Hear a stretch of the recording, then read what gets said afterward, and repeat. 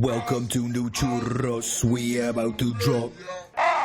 I like to take things easy, nice and slow. Nothing better, get some weather, so let's start the churros. Let's go. Eat that sticky grub.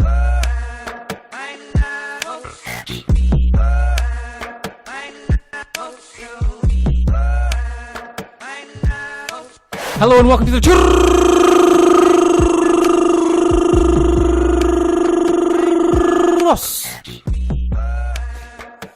y Tácticas Podcast. That's a lot of R's for somebody that just got leapfrogged in La Liga, but I get it.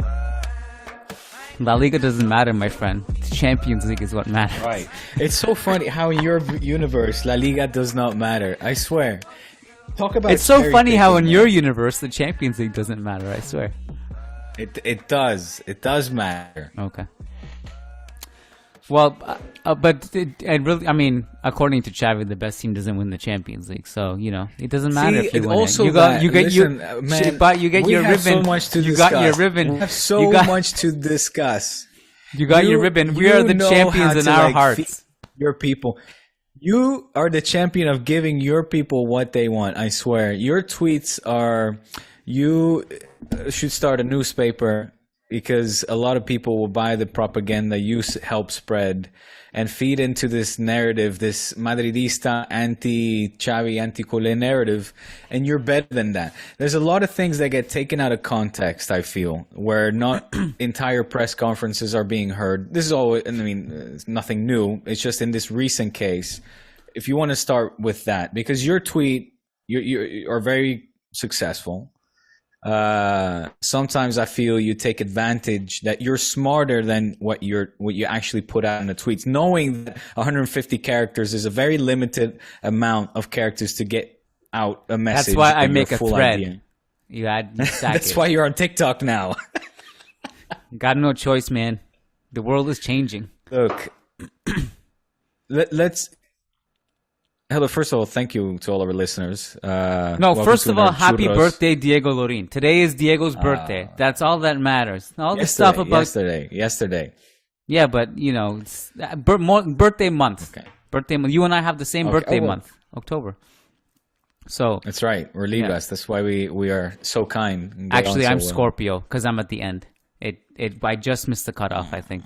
Yeah. That's why you just got me in the back with your... Pincha. That's why I think we're compatible, because it's the yin and the yang. I don't know if compatible is the right word, but we're something. It works. Look, no, I understand. I know what you're going to say. Chavi's quotes were... I never said that this was... What Chavi said was not, in my opinion, aimed at Real Madrid.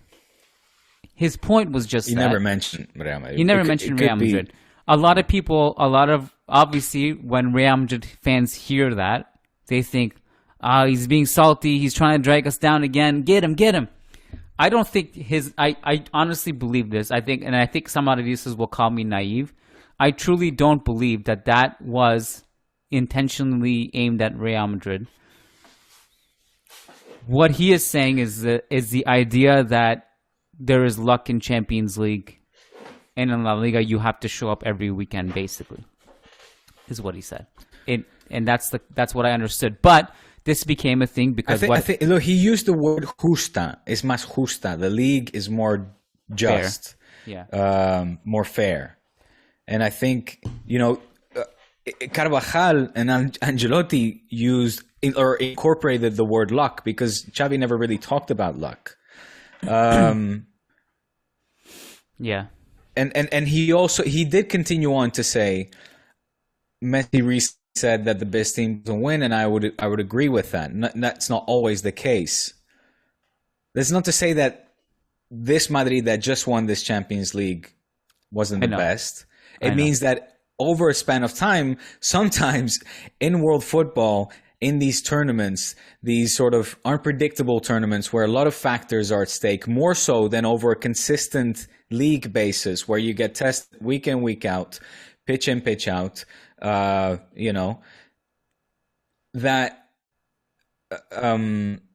that over the course of time in football, not always the team has won. Now, you and I discussed that. I think that we kind of agree to disagree, perhaps.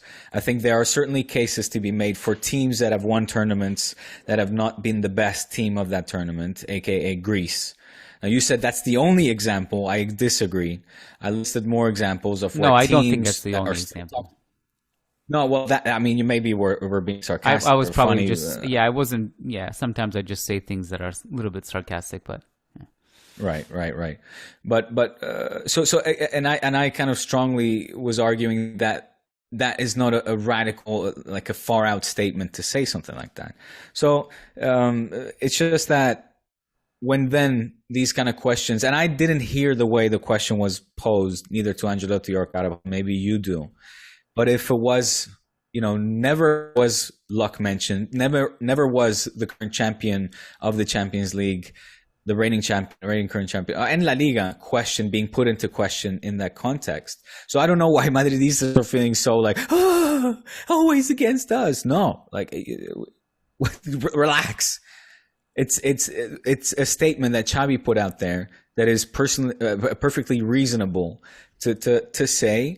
And it's not being meant personally to you in the past. Sure, yes, and again, we can argue about which Madrid of what year was sort of quote unquote lucky, if you will, to win the Champions League. The fact that they won 5 out of the last 9, I think it was, is astonishing. It's phenomenal. That's going to be. I got my TikTok.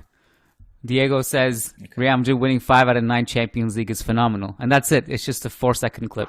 And we're just going to blow it up on social media. It's going to go viral. No context, no further context needed. Diego finally admits to it. Well, you'd be doing me a favor. I need to get on that as well. Let me just go. Okay, I'll tell you why Madridistas are sensitive with this topic.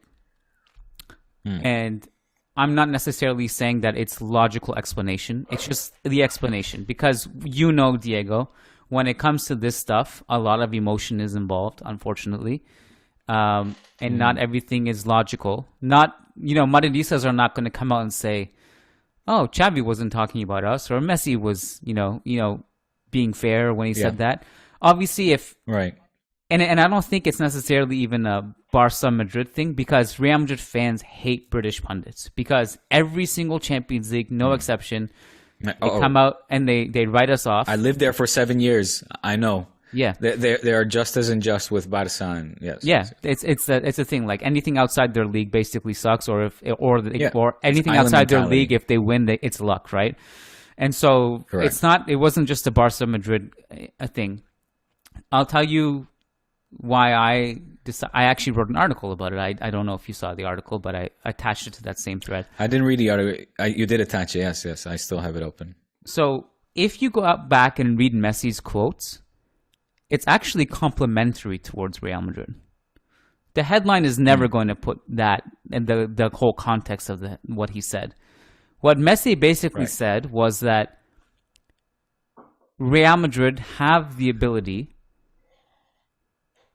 And he said during the game, we knew that no matter what, Real Madrid are never out of this. Because he said, I played against Real Madrid my whole life. I know what they can do. Right. I know that all it takes is for them to one moment, and then they can go into a different gear. It was actually a very complimentary quote, because what he was saying was that we need to be able to learn how to do that. And he was talking about PSG's chances, and he's saying that, it doesn't really matter what we do. Like, we need to figure out those moments when the pressure is on. We need to figure out how to be able to do what they do. It was a complimentary quote. Obviously, no one wanted to. As they often are. Yeah. As they often are. Also, Pep Guardiola gets taken out of context plenty.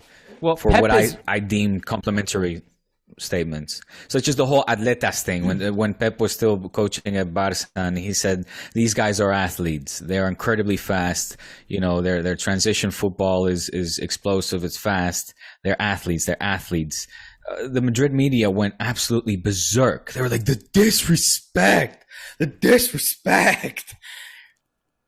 They were so insulted by Pep being like referring to Bale and Cristiano and company to athletes. That he was like, it was bizarre to me.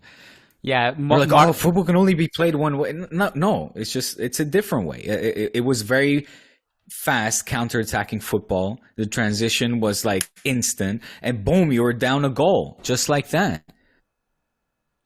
The Spanish media are out of their minds anyway, because they literally will complain about that, and then Marca will write an entire article about Real Madrid's new physical beasts and put a picture of 5 Real Madrid black players and exclude the physical white players that are actually more physical, like Fede Valverde, and then they will just Marca. And Spanish media can't complain about anything. We can't. I can't take them seriously at all. What was I going to say? Oh, right.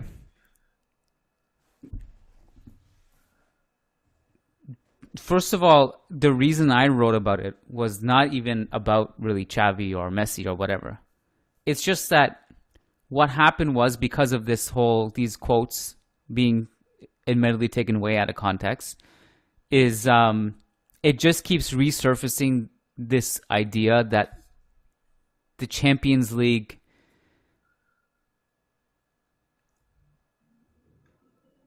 is this tournament that is less fair, if you like it.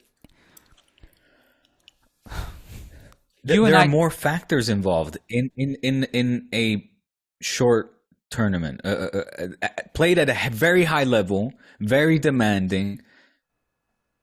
There's no discarding that the competition, the level of competition in that short time frame over those 7 games is higher than maybe in the league, right, where you play against mid and low table tier teams.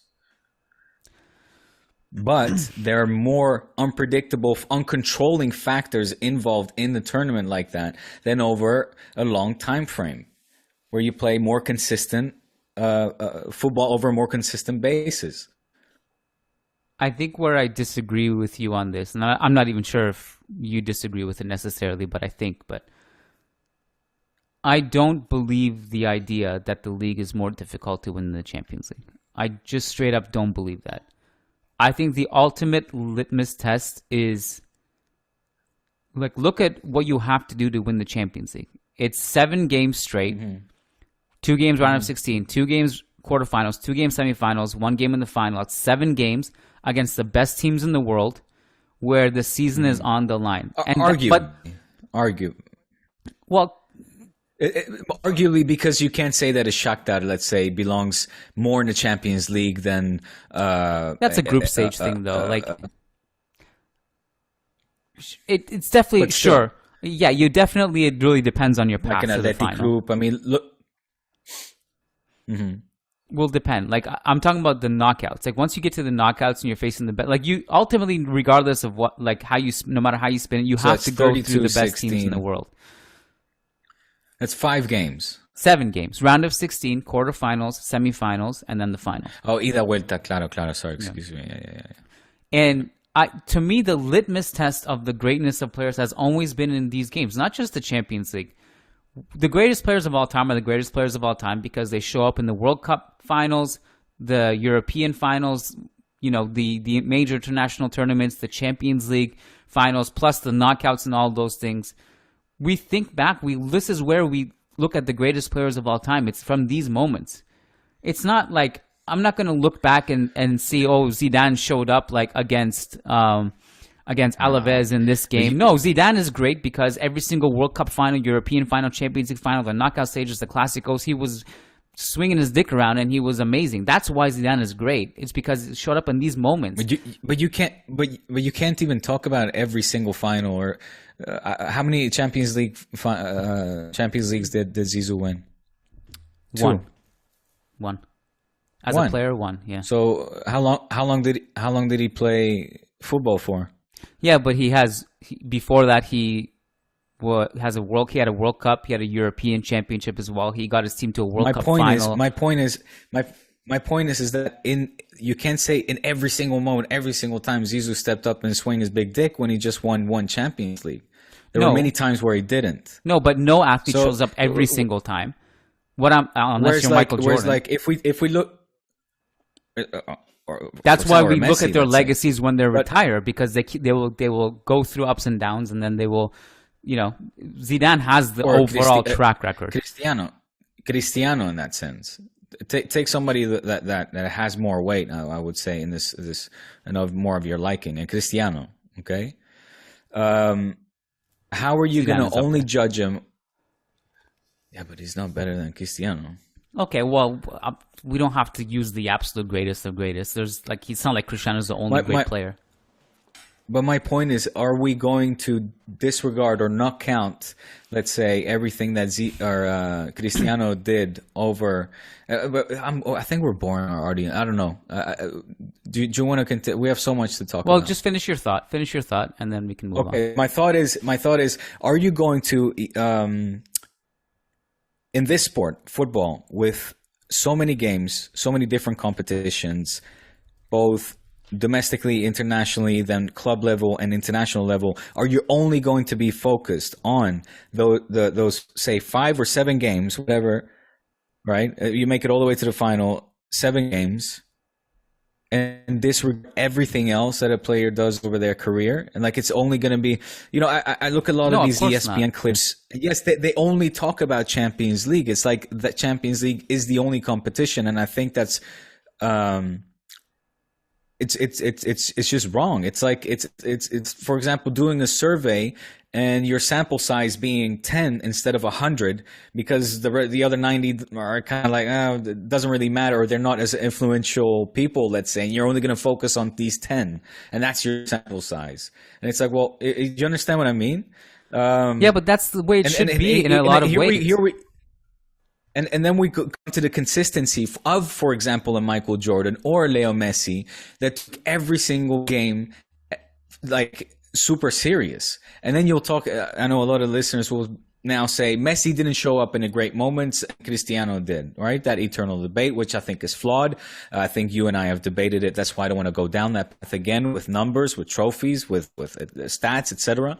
Having said that, Cristiano in the Champions League has had these grand moments that are being highlighted, that are great highlight reels and like, clickbaity titles for ESPN video clips on YouTube. But I think it's a flawed argument just to solely focus on that. So I wonder why somebody like you that loves the game so much, you watch so much football, man.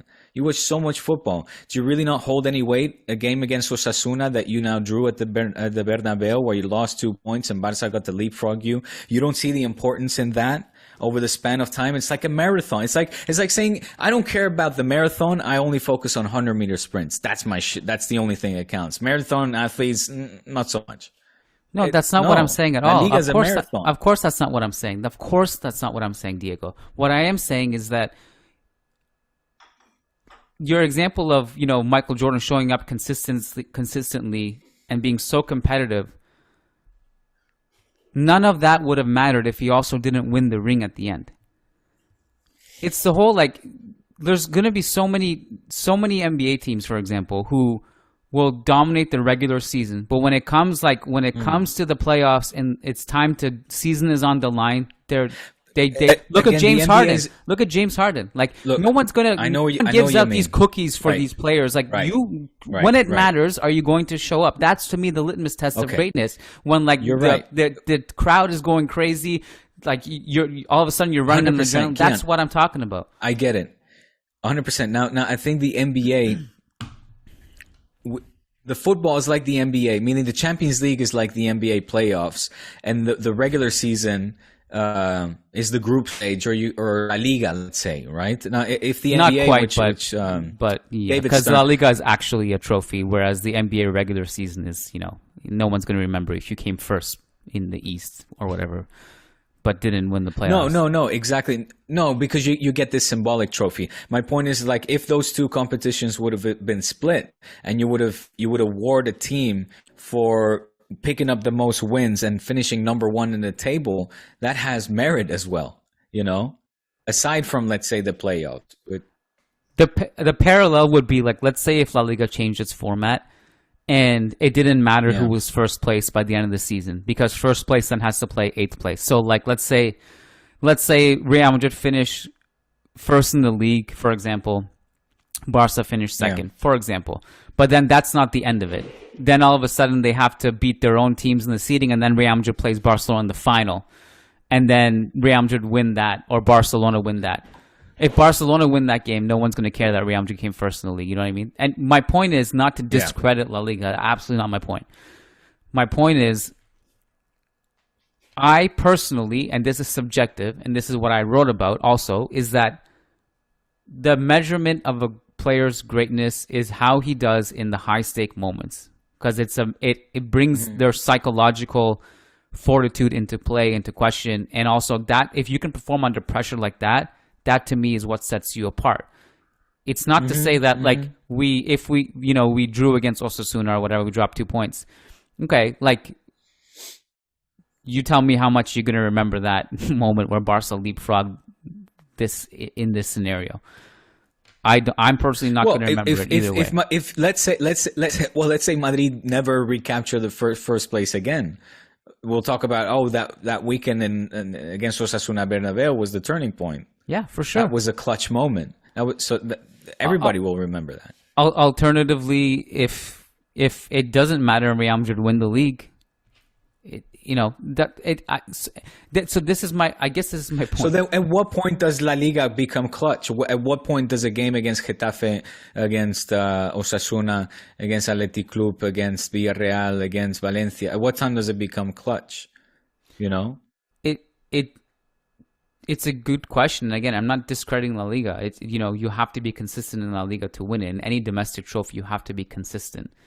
And I think being consistent and showing up every single weekend is a huge, highly respectable endeavor that should never be discredited ever. And that's amazing. But what I am saying again is that there's just different stakes and different levels to performances. I think I've just always resonated with those big games, those big moments more, because to me that's when football becomes really interesting to me, and that's all I'm saying. Yeah. And so and where I disagree fundamentally, it's hard to get excited for a 4:00 kickoff against against an Espanyol. It's not going to be as exciting as prime time against Liverpool in what's called the semi-final of the Champions League. Obviously, yeah. Where I fundamentally disagree with this, with so many of these ideas about La Liga being, or domestically it's more fair, is that just because you couldn't show up when it mattered, it doesn't make it less fair. That's the part I take issue with. It's if you want to make it sound like your league trophy, if you want to make it sound like your league trophy is important, do that, and I agree with you. But I don't like when we discredit Champions League winners, and maybe I'm personally am extra sensitive to this because I'm a Real Madrid fan, and this is me trying to explain why Real Madrid fans were so sensitive about it yesterday too, or this week, even if it may not have been logical, is because our whole life we're just battling this never-ending thing of like, stop discrediting the Champions League winner, stop it. Like, they deserve to be the champion, and this has nothing to do with Real Madrid actually, because as you said, 5 and 9 you can't argue with. That's what Carvajal essentially said too. Eduardo tweeted about this, and someone asked him, "Well, hold on a sec. What if Ramos doesn't score the header in the 2014 against Atletico at the last second?" Right. Then what would you have said then? Would you have said that the best team won or the best team didn't? And I don't know what he responded or if he responded. But me, when I was reading that, I said, actually, if Ramos didn't score the header, then Atletico Madrid were the better team. Because they saw it out. But because Ramos scored the header, I know this is a really weird logic to look at it this way, but that told me that we did deserve to win it because we had transcended the moment psychologically and fought till the end instead of cowering away at it. And yeah, it does come down to those fine details. And the margins are smaller, but that's what makes it so special as well. For sure. It's not like Michael Jordan won every game at a blowout. He had a lot of buzzer beaters. Okay, so we're going to say, wait, what if Michael Jordan missed that shot? Well, we're not talking about that. We're talking about how great he is because he did make the shot. You know what I mean? I don't know if I'm verbalizing myself properly, but It makes a lot of sense. I'm about to stand up and give you a clapping over there.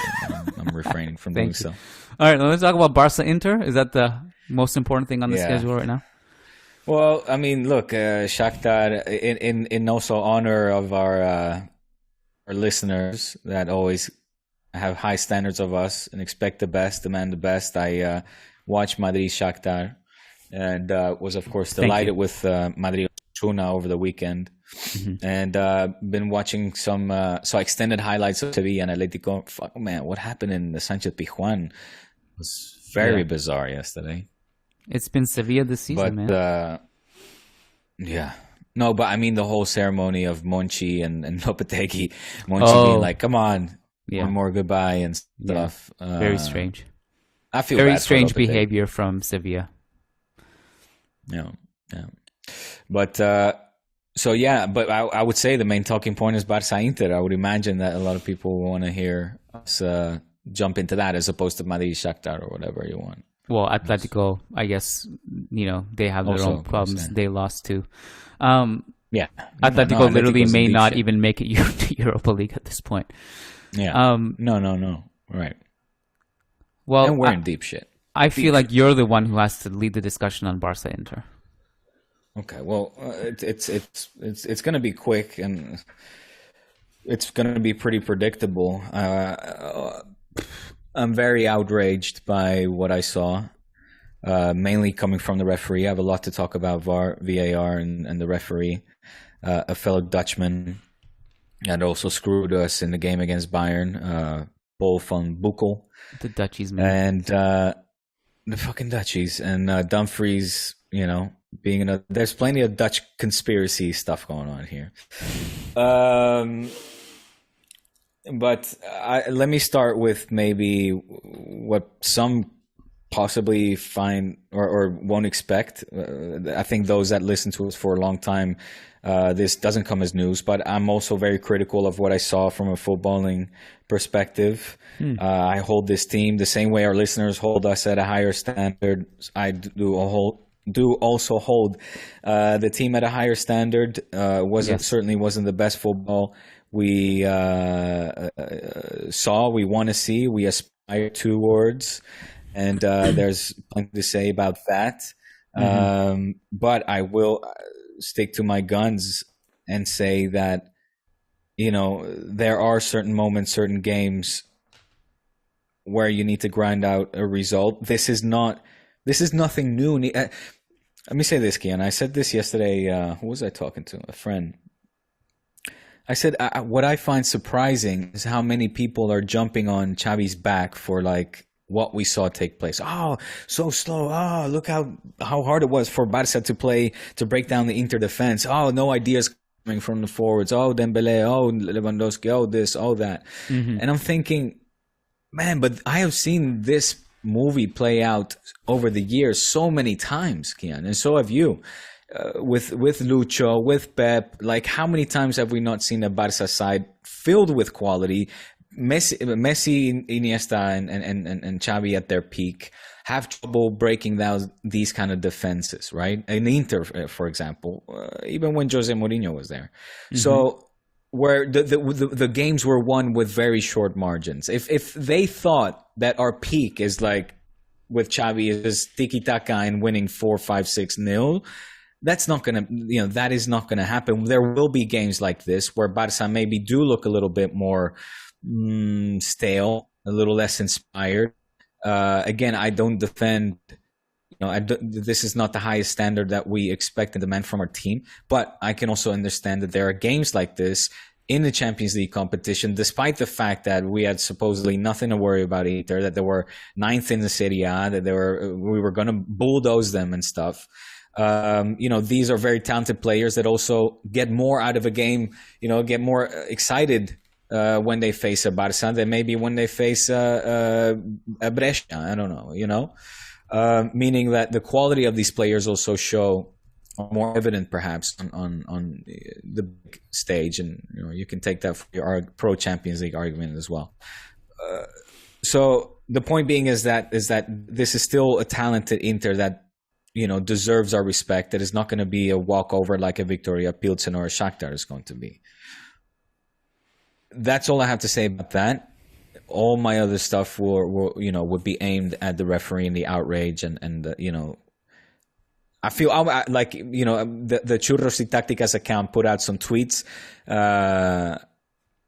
I'm feeling very conspiratorial at the moment. I wonder who Ceferin is talking to, because it feels like a targeted attack at this point. We saw what happened against Bayern. We saw what happened against Inter.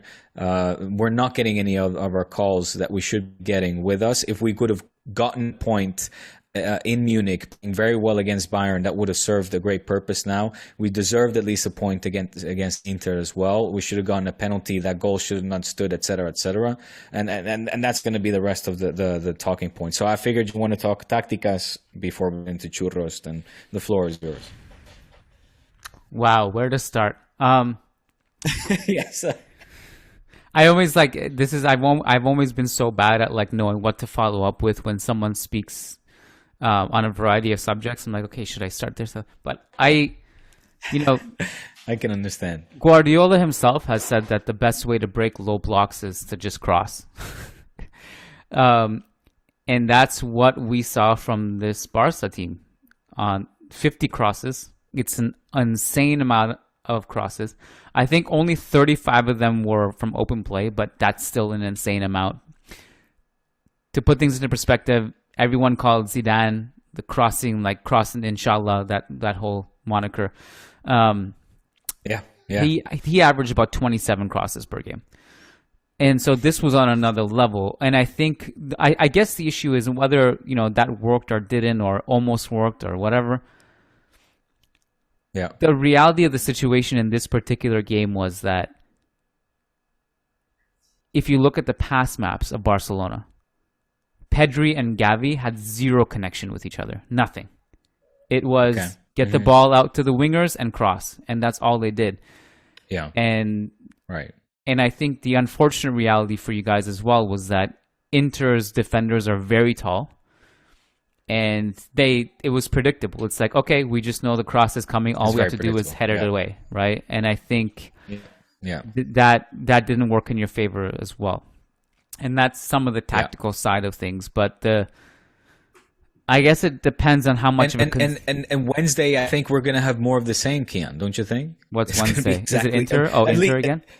At least, the back-to-back. So it'll be at least from Inter's. Like, how is it going to be different in the Camp Nou? I wonder. Probably won't be.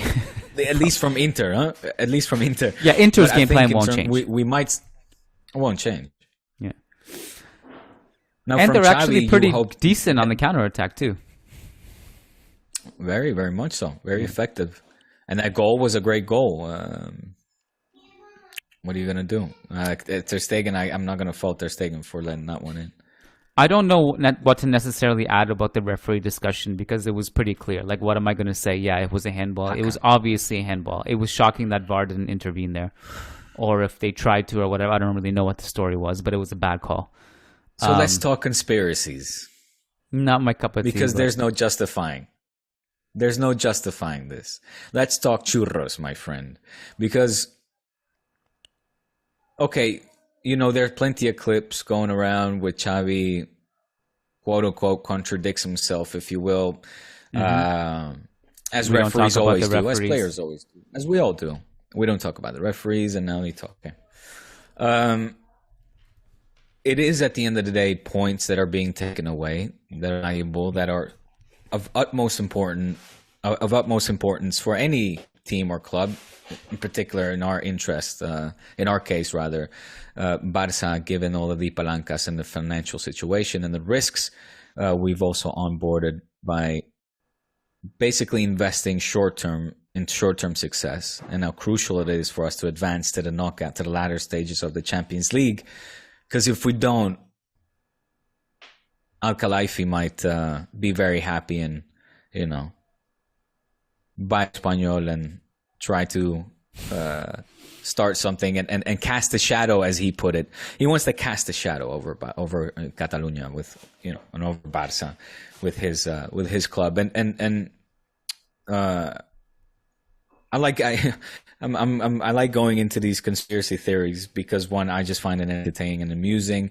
Two, I sometimes do think that there might be some validity to it without any proof, just sheer speculation. I hope one day transcripts or of WhatsApps and emails might one day be exposed.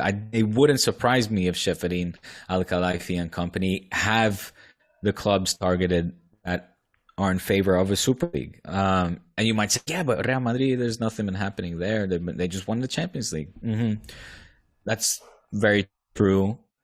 Maybe Madrid is in a less vulnerable position right now than, say, a Barca. And they don't need to be attacking all of the three clubs at once, but maybe breaking them down one at a time. I don't know. This is next level conspiracy, man. If they can escape, if Barca could run into the ruins, Europa League, not money, need more financial levers, but not have it, etc., and basically become a scapegoat and say, look, what Super League do you have now? Barca has become, it's a bankrupt, broken club. We become an AC Milan 2.0. It's look, man, I it's a scenario that is not far off the table. If you think everybody's clean and wholesome, Kiyan, come on, we can't be that naive either. You know that there's politics being played in these big corporations. No, please do not put me in that camp. No, nobody is clean here. But right. I don't know if many people know this, but in Barcelona's annual budget, their revenue includes getting to the quarterfinals of the Champions League and winning La Liga. They factored that in. Oh, wow. And if they don't get out of the group stages, they will. They will get out of the group stages. There's no question about it. But it's not a given. There's there's absolutely a question. Nah. That is not a given, Kiyan. Why you are very always black and white. Last year you did the same thing. You take it as a given that we will advance to these latter stages. Last year wasn't the case. It's certainly not. We are right now third. We depend on ourselves. Thank God. We have to win against Inter next week. Beat them to a pulp. Make sure there's a goal average difference there in our favor. And we are hosting Bayern. Hopefully, we can get something out of it. We certainly were able to in Munich, but also there the referee wasn't playing games with us. The Dutch, what's his name? Whatever the referee's name was, didn't call a penalty on Dembele, clear one. We didn't score a goal and ended up conceding two. Okay. But we're hosting Bayern. Hopefully we can get a point. And then Victoria Pilsen away. Let's hope that we can get 3 points there. I mean, of all the three, that's the one I'm banking on, obviously. I think it's a little bit to your disadvantage. But it's not a given. I think it's a little bit to your disadvantage to not play Bayern last, because Inter playing Bayern last, it's like I would guess that it's possible they will rest players in the game against you as well, but against Inter, I would imagine it's their first place is sealed probably, and for sure they won't put their first strength 11. Maybe they will. I don't know. I'm just making stuff up, but I think there's a higher chance at least against Inter in the last match day they'll put a weaker squad, and I can see the anxiety in your eyes as I say that. But okay, let's just look at the mathematical side of things. If let's say if Barca and Inter draw next week, what happens? 7 points and 4 points. You can still advance. It's not the end of the world. But then it's no longer in your hands. It's not in our hands. And that's the main thing as well. I don't want to belong. Bayern won't be in the mood to do us any favors, none. So we can't count on them. They're not going to arrest anybody. Maybe not against you, and that's why I'm saying. Like, I think they're more likely to rest against Inter when the last match day than, because even if they're through by the time they face you guys mathematically, which they probably will be, they may still want to just make sure they get first place or whatever, just in case. And it's interesting. We're walking thin ice. We're treading on thin ice, Kiyan. You know it. Nothing is a given, but You're still going to advance. We've got everything. There's to no play for. way you don't And advance. It's just too. I'm happy you have that. Okay. It's just too catastrophic if you don't advance. Therefore, I believe that you will advance because there's too much. It will be catastrophic. It is too catastrophic to be eliminated here. So for that reason, you will advance. Yeah. Because I don't know if you guys are eliminated. Really I don't know. excited. We have to change the structure of this podcast. Maybe Barcelona shouldn't be at the top of the discussion anymore. It should be, I resign. Diego resigns. No, you'll be okay. Listen, I next week is going to be huge. Wednesday, the Camp Nou is going to be packed. These next games are finals. There's the argument now that the Clásico is the least of our worries. 100% correct. It's very much similar to what we discussed, I think, in the last Clásico, where it was all in Barca's interest to outperform Madrid on the day, and we beat you 4-0. But Madridistas didn't care, and I said I understand at the time as well. Obviously I was happy with the ass kicking, but it was completely understandable to me that the Clásico was on second on the priority list because what were you playing? Champions League what at the time? I don't know. Quarterfinals. I don't know what stage it was. I don't know of the competition, but I remember it not being as important because you had more important matters. The same goes for Barca now. Yeah, Champions the league League was wrapped up is more important than the Clásico, or the league was wrapped up. Okay.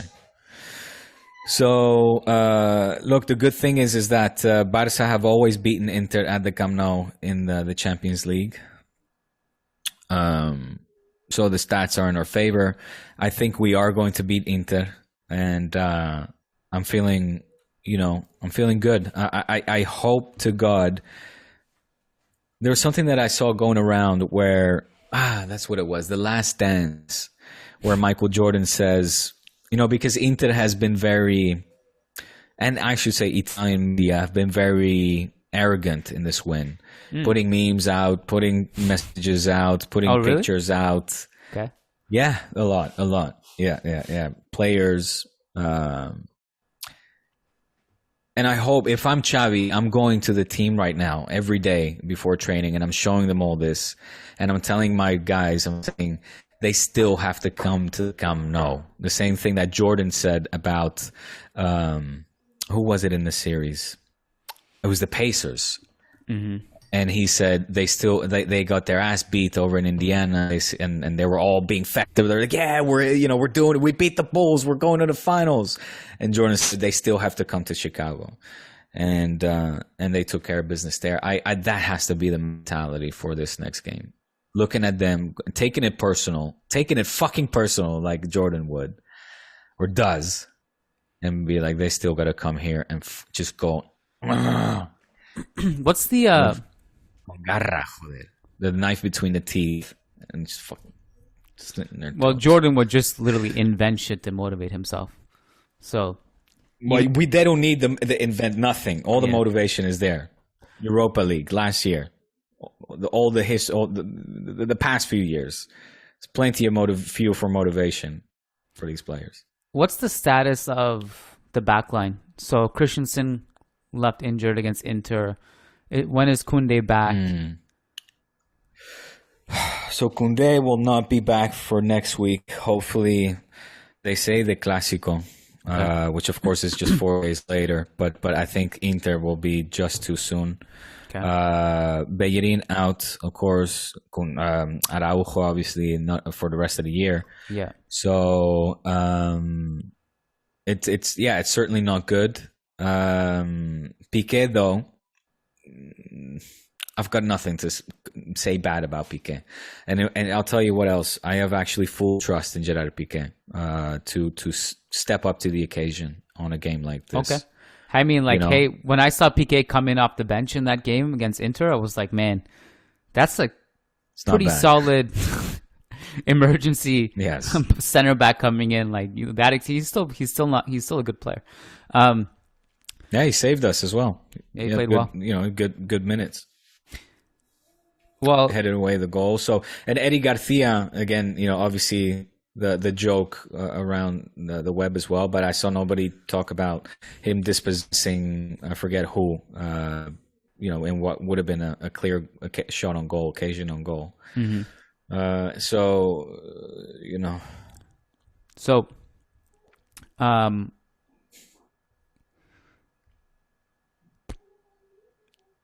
once this is all over, Inter and Real Madrid are back to back.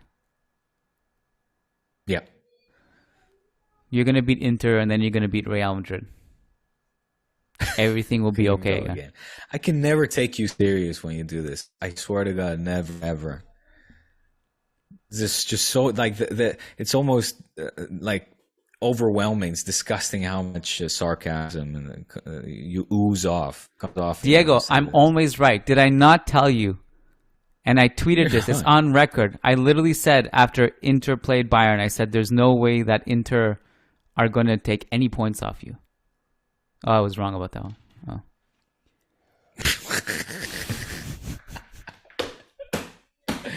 But why do I feel you know that as well? You just love it.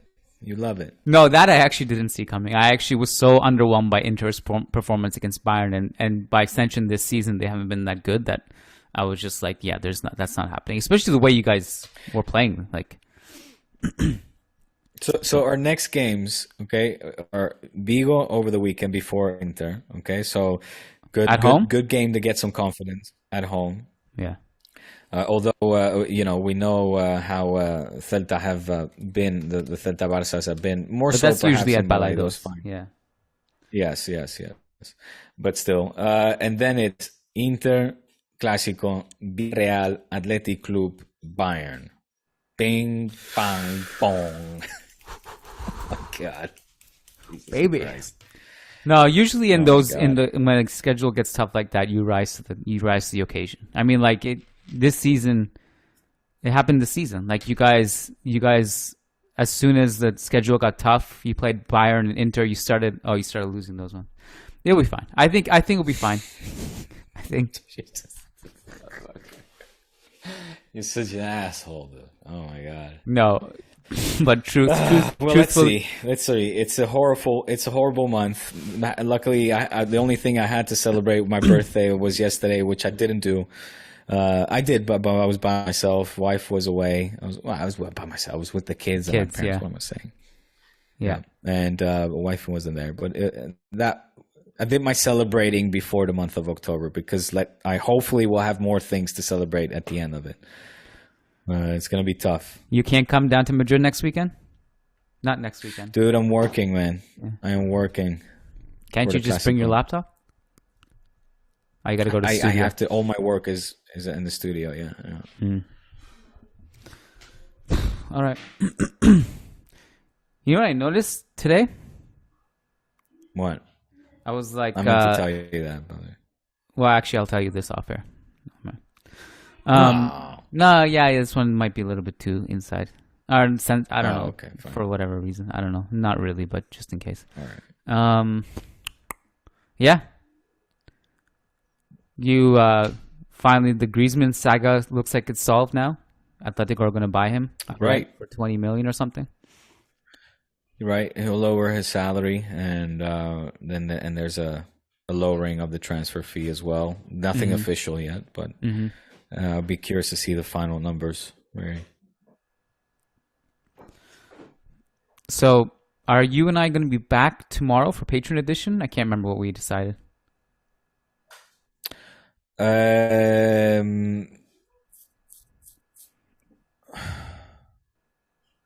Well, I don't know. We need to maybe discuss that. Churros! All right, let's figure out off air, but hopefully we can record something for patrons tomorrow, even if it's a short one. Just because tomorrow, okay, maybe a short one. Because tomorrow I'm sort of celebrating with the missus, my birthday. Oh, okay. Because she wasn't here. Yeah, but I don't know what time. That's why. Let me get back to you. No pressure. I'm sure everyone will understand. You want to celebrate your birthday with your wife, you should be able to do that primarily because that's what life is about. So just keep me updated and we'll keep our listeners updated. 41 tacos. 41 tacos. How old are you again, young man? May I ask? Oh, 34.